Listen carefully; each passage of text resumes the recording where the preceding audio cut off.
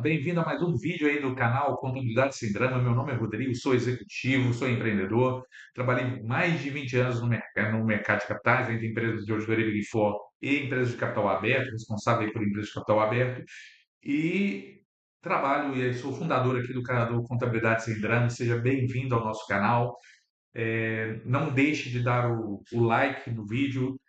Quando você sinaliza o like para o YouTube, quer dizer, você sinaliza para o YouTube que você gosta desses temas, desses assuntos especificamente, também contribua para o canal. Eu agradeço bastante. O que a gente vai falar hoje é o que você não deve fazer na abertura de uma empresa, né? Como empreendedor, após ter atuado em mais de 20 anos em empresas, a gente se julga, às vezes, conhecedor de todas as matérias. E eu te confesso, tá? Empreender é uma coisa completamente diferente. Quando a sensibilidade do seu negócio impacta na sensibilidade do seu bolso na pessoa física, né?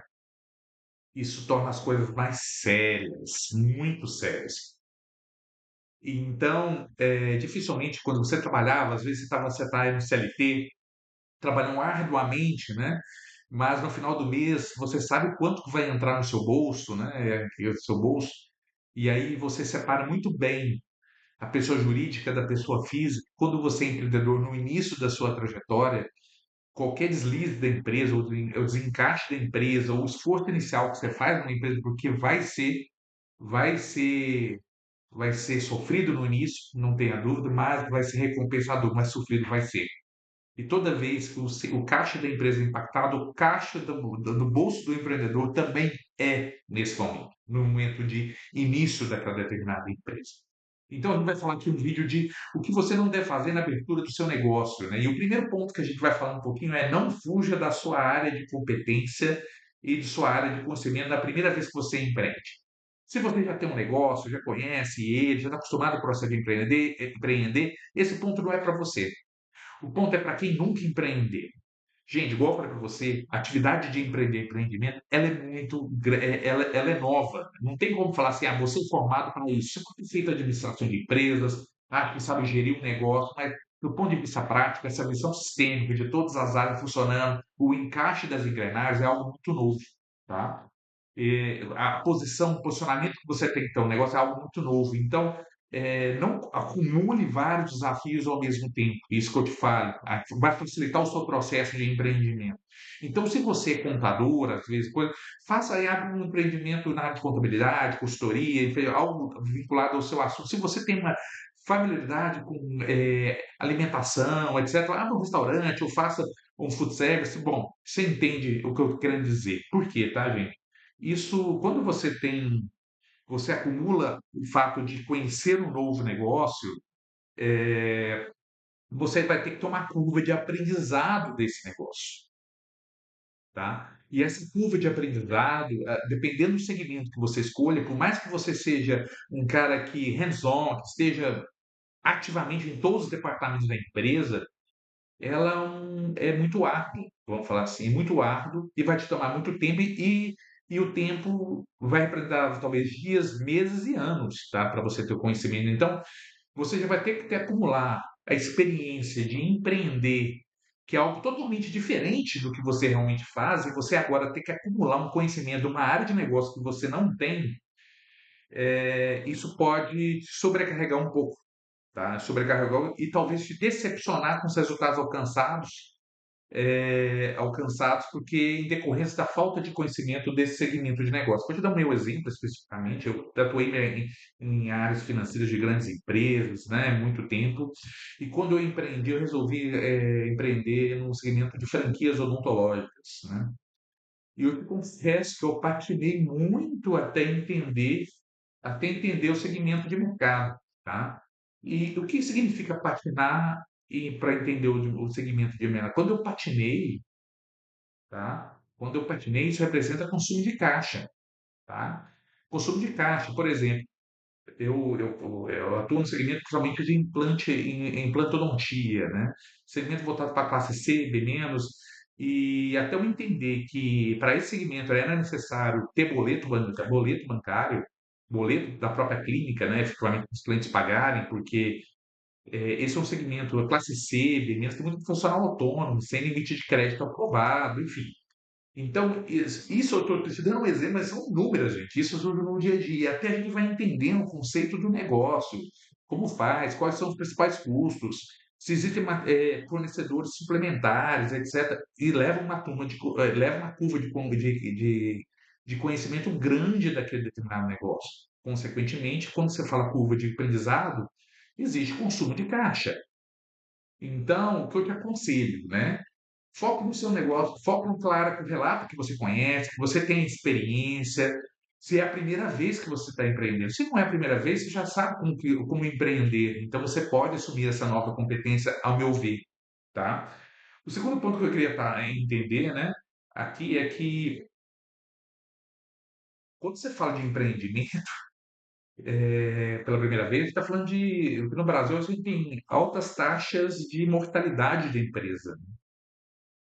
Divulgados pelos órgãos do Sebrae, etc. Tal. E aí, enfatizando, né, o que eu falei anteriormente, foque em aprender uma coisa que se empreender é tão complexo e que envolve uma taxa de mortalidade muito grande, não acumule desafios, tá? Não acumule desafios, não vá para um novo segmento de mercado, tá? E quando você não conhece, pode ser que você tome decisões erradas, porque todos os seus demonstrativos, seus truques quando você testa a viabilidade do negócio, né? Você prepara o seu plano de negócios, etc. E tal, podem estar enviesados, você não conhece o negócio. Consequentemente, você pode estar tomando decisões erradas de tamanho, né? Tamanho do negócio, efetivamente. Qual vai ser o tamanho do meu negócio? Qual que é o tipo de imóvel que eu vou ter que alugar para esse tamanho de negócio? Esse imóvel ele responde às expectativas do público-alvo daquele determinado segmento. Então, quando a gente não conhece ou não tem profundidade naquele determinado assunto, a probabilidade de tomar uma decisão errada é muito grande. É muito grande, não tenha dúvida disso. Então, eu te aconselho, primeira dica, né? Não fuja da sua área de competência ou da sua área de conhecimento na primeira vez que você for empreender.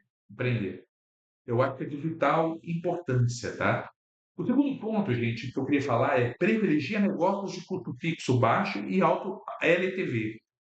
Por que que eu estou falando de custo fixo baixo, gente? A gente já falou, tem vídeo falando de modelo de negócio, outros vídeos que eu já publiquei. Quando eu falo de custo fixo, né?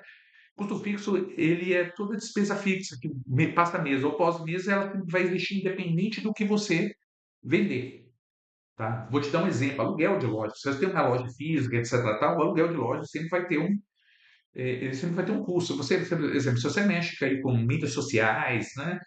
Mídias sociais, esse custo ali, você tem um filmmaker, né? Ali, filmmaker lá na sua folha de pagamento. Independente do que você vendeu, esse custo do filmmaker vai estar lá na sua demonstração. Então, esses custos fixos, como eles são pagos? Mediante o que você vender, através da margem de contribuição.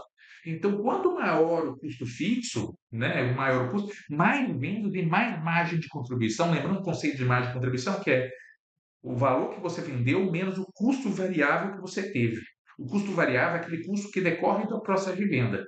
Se você não vender, você não tem ele. Agora, se você vender, você tem ele. Então, quanto você gerou de margem é a margem individual de produto vezes a quantidade de itens que você vendeu, né? Quanto que você gerou de margem para pagar esses custos fixos. Quanto maior o custo fixo, maior o volume que você vai vender. Por que que eu falo isso para quem está empreendendo aí pela primeira vez? Porque quando o custo fixo é muito alto, a pressão sobre venda vai ser enorme. Por mais que você, não, Rodrigo, independente da margem, eu me pressiono para vender e tal. Gente, mas é diferente quando você tem que pagar a conta, tá? Então, quanto maior o custo fixo, maior a pressão para vender. Porque é o seguinte, de onde vai sair? Se caso não vender, de onde vai sair esse dinheiro? De que bolso vai sair? É o seu. Você, como empreendedor, você não pode ficar recorrendo, ou falar, não, é a empresa que vai pagar, é o acionista. Não, a empresa é sua. Então, sempre com custos fixos alto. Eu não estou falando aqui, gente, nem empreenda em negócios de custo fixo alto. Eu falo assim que é um complicador adicional. Se você tem a opção em não empreender em um lugar de custo fixo alto e ter um lugar, ou ter um empreendimento de custo fixo baixo, em áreas correlatas suas, eu escolheria como primeiro empreendimento essa empresa. Perfeito? Eu escolheria esse tipo de segmento.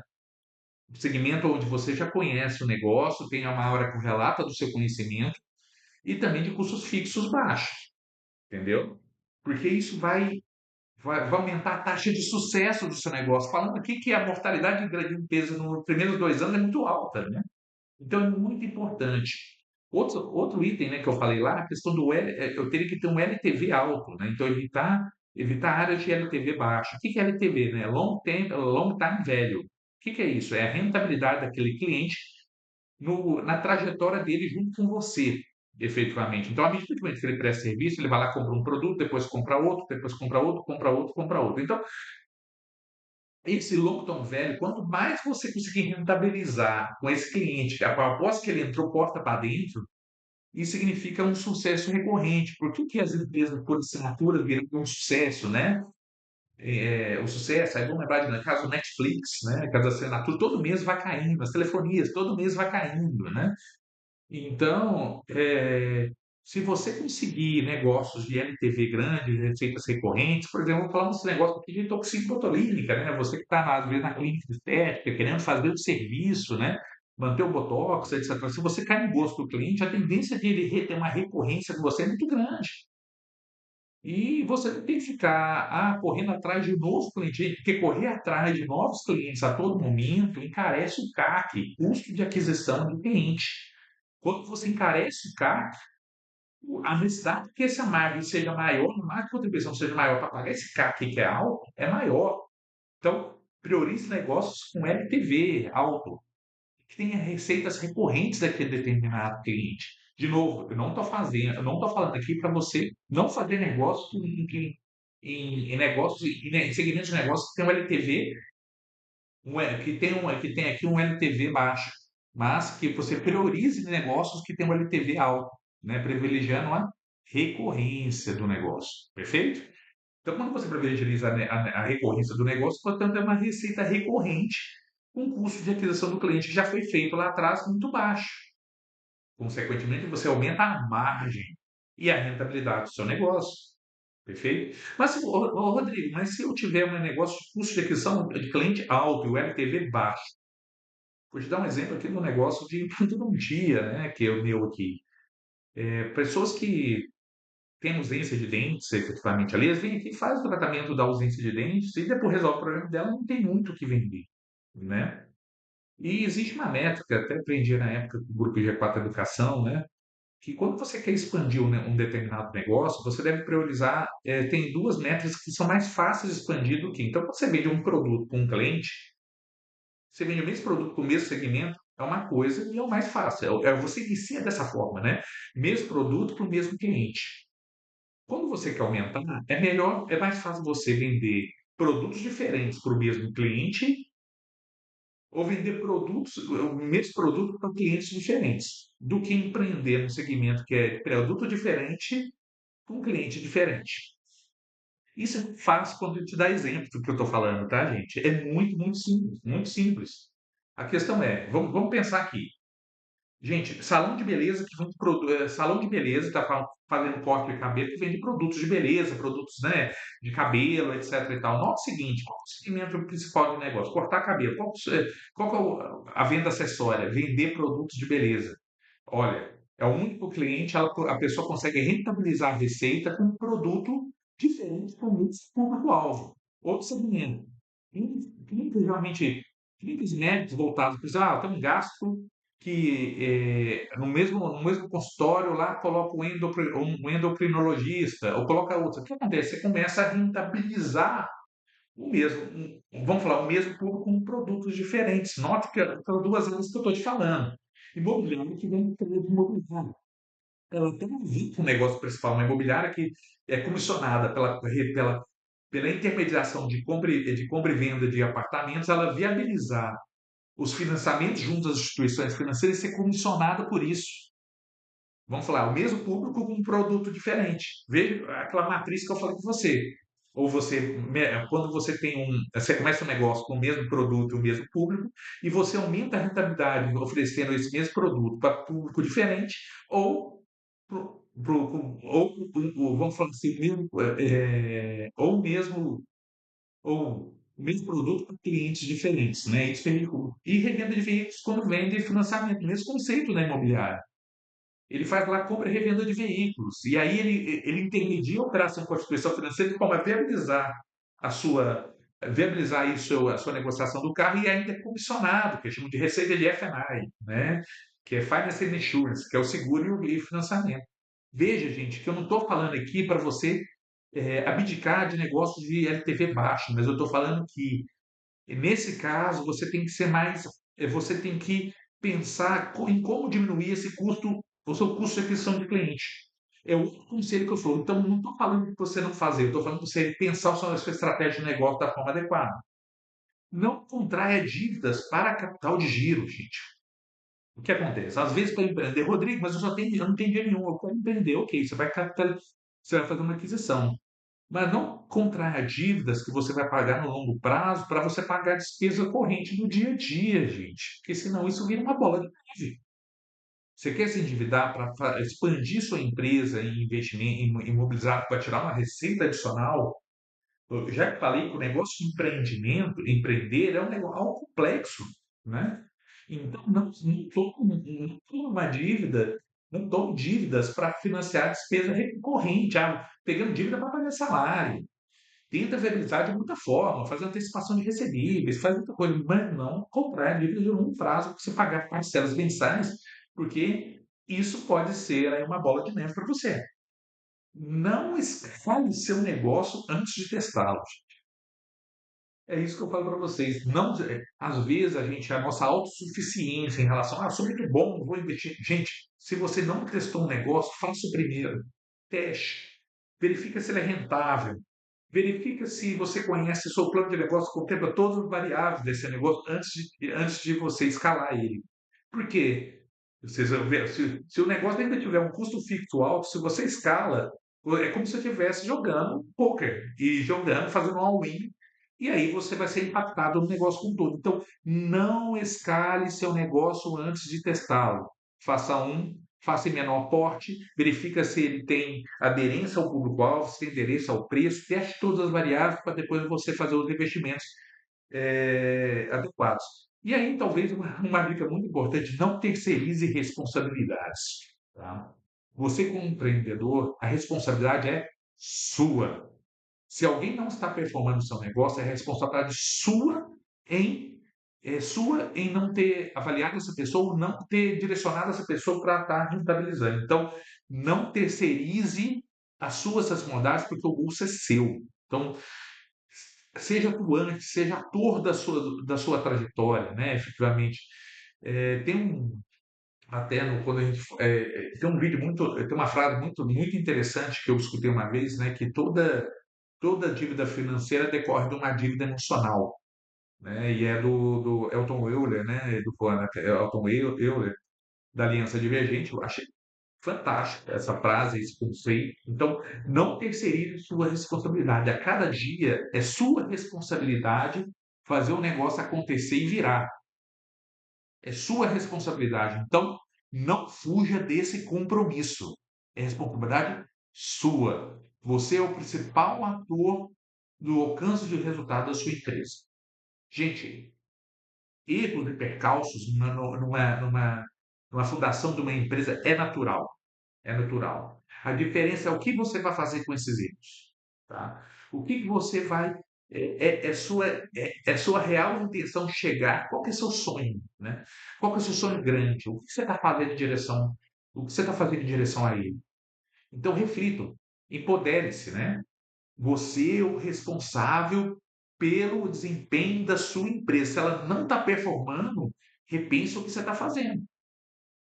Você não terceiriza essa culpa para mais ninguém. Não justifique essa culpa por mais ninguém. O que aconteceu no passado aconteceu. O que você vai fazer daqui em diante.